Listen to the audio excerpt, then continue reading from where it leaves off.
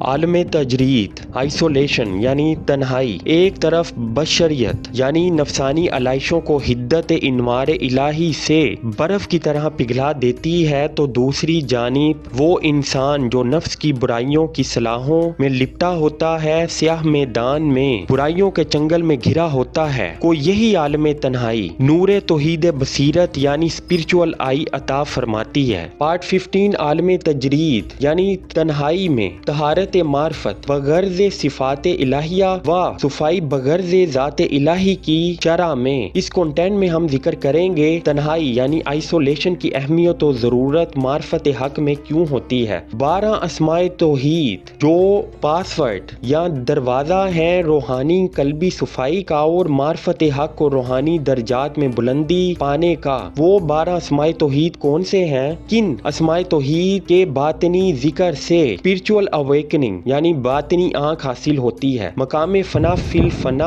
اور مقام بقا کا عالم تجرید یعنی آئسولیشن میں عبادت اور ذکر کرنے سے اور اسماء توحید کے دائمی ذکر کرنے سے کیا تعلق ہے اور کیا اہمیت ہے۔ ویڈیو شروع کرنے سے پہلے چینل کو سبسکرائب کریں اور کمنٹ سیکشن میں اپنی رائے کا اظہار ضرور کریں۔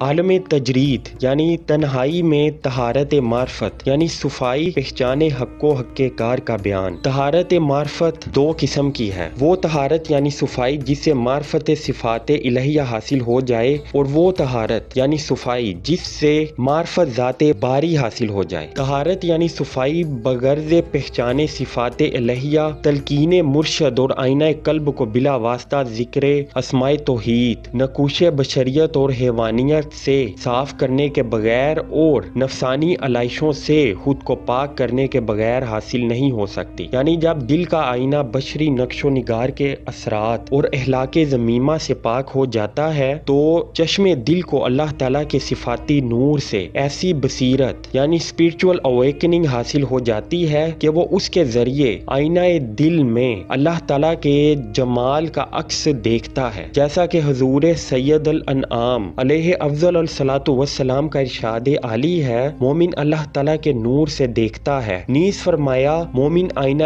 قلب ہے کیونکہ اس آئینہ میں عکس جمال الہی جلوہ گر ہوتا ہے۔ حضور علیہ الصلاۃ والسلام نے فرمایا ہے عالم نقش و نگار کرتا ہے، یعنی صاحب علم نقش و نگار کرتا ہے تو دوسری جانب عارف سیکل کرتا ہے، یعنی دانا شخص شیشے کو صاف کرتا ہے تاکہ اس میں سے عکس واضح طور پر دکھائی دے۔ اسماء توحید کے دائمی ذکر و شغل سے جب آئینہ قلب بالکل صاف ہو جاتا ہے تو اس میں معرفت صفات الہیہ کا مشاہدہ حاصل ہو جاتا ہے، اور وہ جو صفائی معرفت ذات ہے یعنی طہارت معرفت ذات ہے اس کا حصول مقام سر میں 12 اسماء الاصول میں سے 3 آخری اسماء توحید کے دائمی ذکر و شغل سے ہے، جن کا آگے ذکر کریں گے۔ اس اشتغال دائمی کا نتیجہ یہ ہوتا ہے کہ دل کے اندر مقام سر میں وہ باطنی آنکھ یعنی ان سائڈ آئی ہے، اس کو نور توحید بصیرت حاصل ہو جاتی ہے۔ جب انوار الہی جلوہ فرماتے ہیں تو بشریت یعنی انسان کی نفسانیت حدت انوار الہی سے برف یا گھی کی طرح پگھل جاتی ہے اور بالکل فنا ہو جاتی ہے۔ بس یہی فنا اور فنا الفنا کا مقام ہے، اور یہ تجلی تمام قسم کے انوار کو مٹا دیتی ہے، جیسا کہ ارشاد باری تعالیٰ ہے اس کی ذات کے سوا ہر چیز فانی ہے۔ نیز فرمایا اللہ جو چاہے مٹاتا ہے اور ثابت رکھتا ہے، اور اصل لکھا ہوا اسی کے پاس ہے۔ معرفت انوار الہی کے حصول کے لیے اور صفائی قلب کے لیے اللہ تعالیٰ کے اسماء اصول یعنی اسماء توحید کا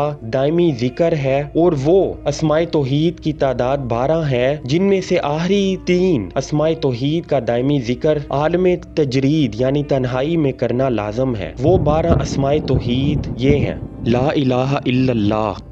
پروردگار کا اسم ذاتی یعنی اللہ،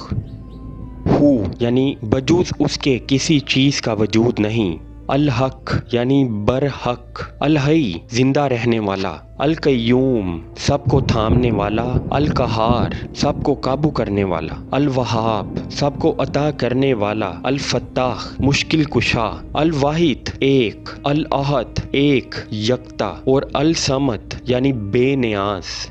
ان اسماء توحید کا ذکر عام زبان سے نہیں بلکہ دل کی زبان سے اور دل سے دائمی طور پر جاری رکھنا لازم ہوتا ہے، اور اسی ذریعہ سے توحید کی روشنی اور روحانی آنکھ اور مقدس روشنی انسان کو حاصل ہوتی ہے، اور انسان پہچانے صفات الہیہ حاصل کرتا ہے اور قرب و وصل کا مقام حاصل کرتا ہے۔ نیز فرمایا اللہ جو چاہے مٹاتا ہے اور ثابت رکھتا ہے، اور اصل لکھا ہوا اسی کے پاس ہے۔ پاس روح قدسی یعنی روح الہی جو اسی ذات سے ہے، اسی کے ساتھ، اسی میں اور اسی کے لیے باقی رہ جاتی ہے، اور اللہ تعالیٰ کے نور سے اسی ذات کا مشاہدہ بلا کیف اور تشبیہ کرتا رہتا ہے۔ جیسا کہ اللہ تعالیٰ نے فرمایا ہے اس جیسا کوئی نہیں ہے، اس وقت محض نور مطلق باقی رہ جاتا ہے، اس سے آگے جو معاملہ ہے اس کے متعلق کچھ نہیں کہہ سکتے، کیونکہ وہ عالم فنا ہے، وہاں نہ عقل باقی رہتی ہے جو اس کی بابت آگاہ کرے، اور نہ وہاں اللہ تعالیٰ کے سوا کوئی محرم اسرار باقی رہتا ہے۔ جیسا کہ حضور علیہ الصلوۃ والسلام نے فرمایا میرے لیے اللہ کے ساتھ ایک ایسا وقت ہے جس میں نہ کسی فرشتہ مقرب اور نہ کسی